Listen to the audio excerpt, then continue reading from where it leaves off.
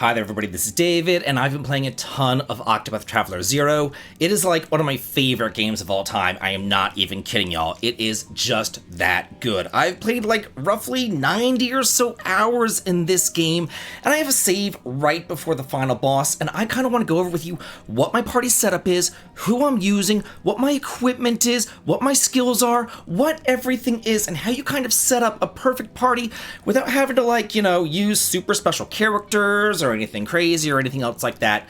And that's totally worth a sub as you come and you join a party and you level on up with me. Thank you so much for your sub, your like, and your brand new hype. It helps me out a ton. So let's just go ahead and go over all of this. First of all, my first rank up there is my hero, as well as Soros the Dancer. And I have had, for pretty much the entirety of the game, I have had my hero as a scholar. I think that the scholar is just absolutely freaking amazing. He can go on through, and pretty much every single random encounter that you get into, he will just be able to one-shot, and it will be super quick and super easy, and it makes getting into random encounters and clearing them just like child's play. It's just that quick. Like, the random encounter's over that fast, and it's pretty much like that way the entirety of the game, as long as you make sure that your elemental attack is as high as possible with really nice staffs and really nice tomes. The thing about spells is that whereas if you use a weapon like a sword or whatever, it'll only take the sword's damage into account. But magic will take both the staff and the tome's elemental attack into account. It's very nice. And then for accessories, I am using anything that increases elemental attack. Same thing with the equipment that I have going on here. Elemental attack for the headgear, any sort of extra SP going on as well for the hero. And then I found this, which is actually really nice, the Assistant's Amulet. It gives you extra HP, and the more you deal more damage, the lower your current HP is, so he actually has the highest HP in the entire party.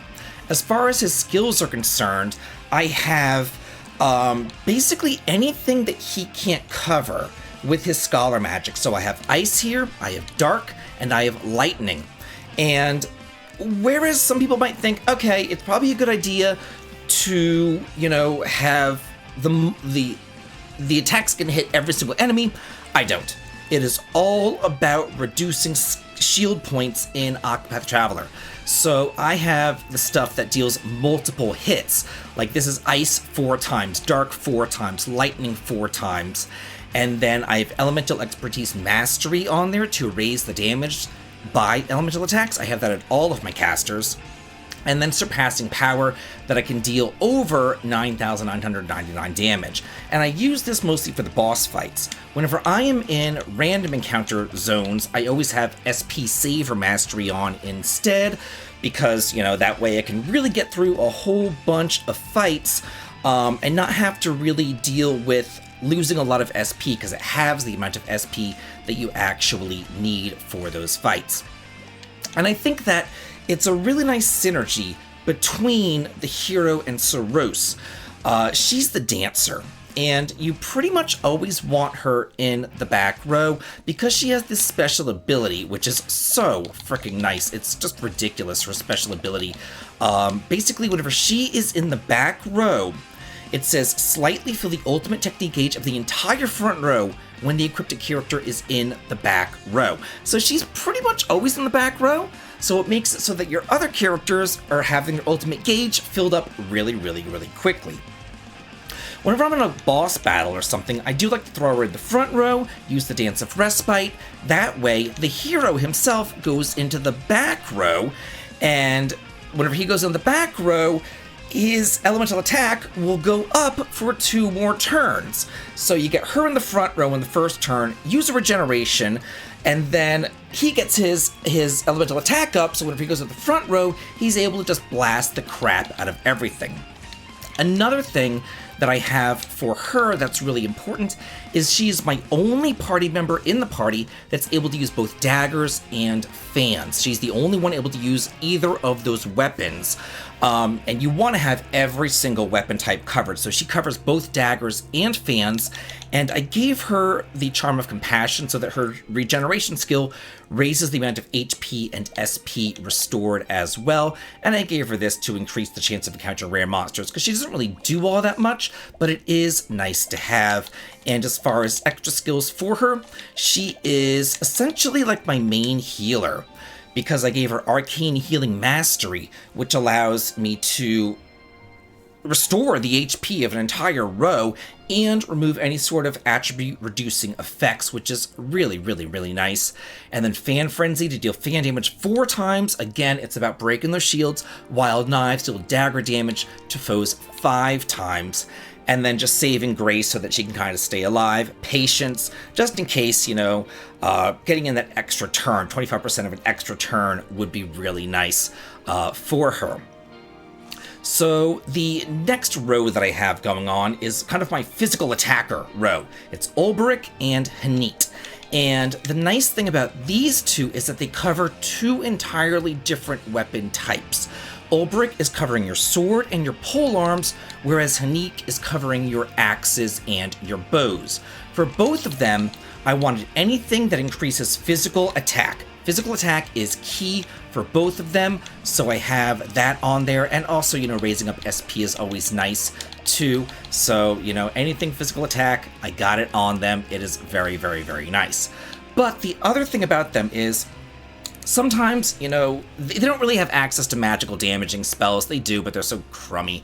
So if they don't have anything else to do, they kind of are my healers. I have them both of them with heal wounds. So if anybody needs a heal, they will be there to do it.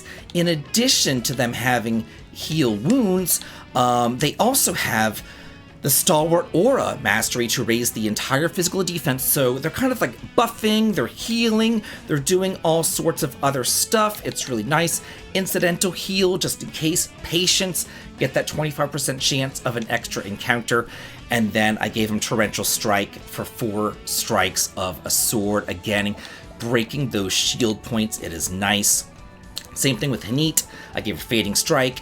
3 axe strikes is nice, and then this is the debuff. Whereas Ulbrich has the defense buff, she has the debuff, lowering physical attack, lowering elemental attack is nice. Surpassing Power, because whoa, her damage capabilities are insane.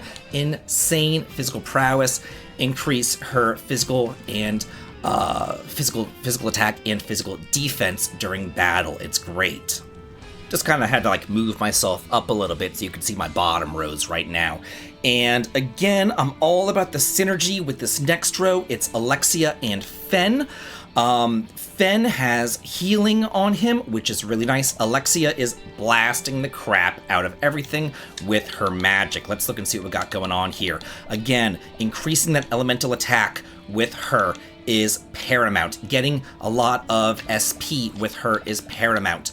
With Fen, he's more of a support character. I gave him stuff to increase his maximum SP, still some physical attack damage there and everything else, but he's really there for support because he's just really freaking good at it. Let's look and see what we have going on here with Alexia.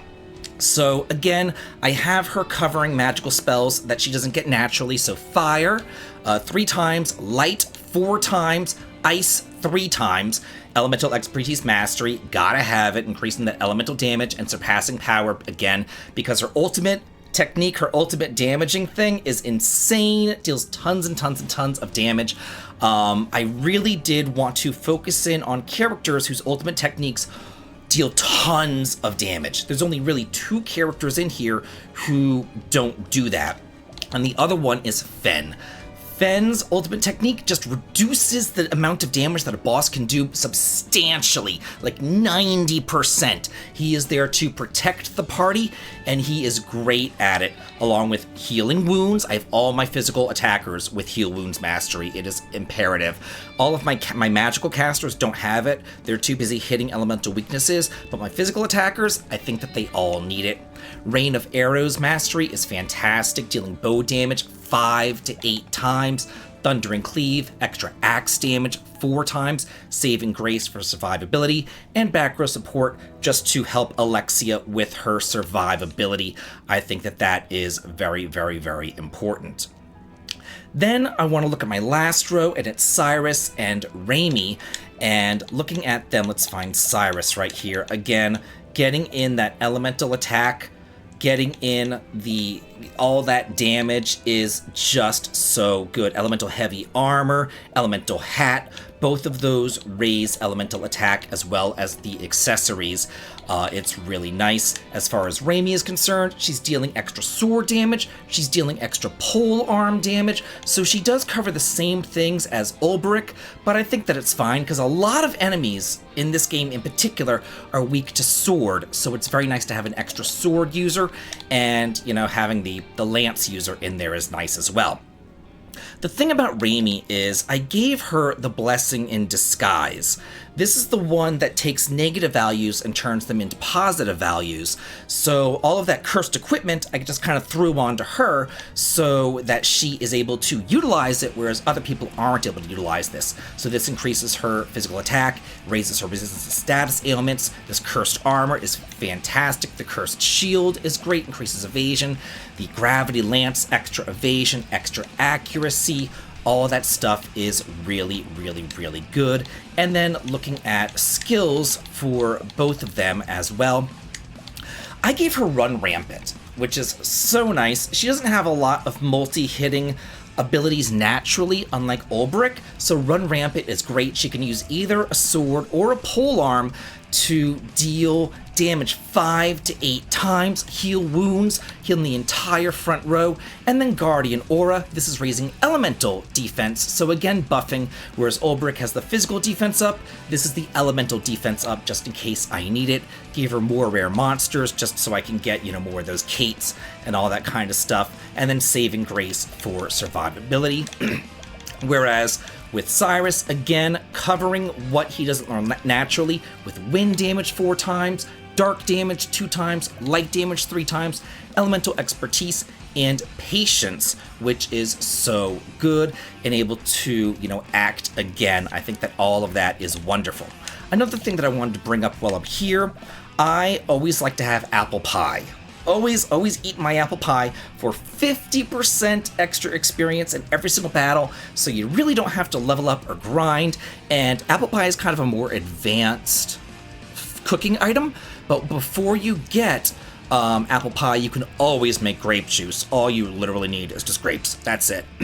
And this increases your experience by 25%. As you can see, I have 76 grape juices. So I was always drinking my juice, Shelby. Always doing that. Plenty of people with healing abilities right here. Plenty of people covering all bases. But now let's get into a boss fight and see what this actually looks like. I haven't fought this boss before. I have no idea what he's actually weak to. Looks like I just uncovered a polearm vulnerability. I'm going to go ahead and put Saros in the front row. So this gives her the Dance of Respite, regenerating our front row right here. And then I want Alexia to attack, because whenever she attacks, she is going to reveal a weakness for the Sand Lion. I figured he was weak to ice, but now he's also weak to axe. So looking at his weakness to polearm, I'm going to use Run Rampant, put that on there. Yeah, break all those down. Awesome, break down those shields. I have axe and I have polearm. I can give you have the Wild Thrust 3 to 5 times. Awesome. Whoa. Okay, let's go ahead and use another Wild Thrust. Get that down. Hopefully I break them. Not broken yet. You can go ahead and break them, though, with your Avalanche of Frost. Yeah. Get him! Awesome. Okay, so now I'm going to go ahead and let's see. He's still weak to ice. Let's go ahead and boost that up. Deals so much damage. And I'm going to show you how, like I said, I focused on characters whose ultimate techniques just deal a ton of damage, so that once the boss is broken, we can just crush them, just absolutely frickin' crush them. This is why I want a surpassing power on Hanit. Like, look at that. That's like 70,000 damage. Ancient magic. This is why I wanted surpassing power on Alexia as well. You'll see how much, 50,000 damage. Yeah, so this team makes some of these boss fights just an absolute joke. It synergizes fantastically. It really isn't that hard to get, as long as you have all of your bases covered. Like, before I got Cyrus, I had one of those priests in my party. I think Lorana was the priest that I had in there. Before I had Raimi in my party, I had Celsus or Therion in my party. But everybody else, literally everybody else, like, you get within the first 5 hours or so of the game. So it's not that hard to put together. And it's a great, great, great team to use. I hope that this helped you out and gave you some ideas on what your party should look like in Octopath Traveler 0 and how to fully synergize with them, because it is such a fun game and it's such a good time. I hope that you enjoyed this video. If you did, be sure to sub for some more, and as always, have a good day.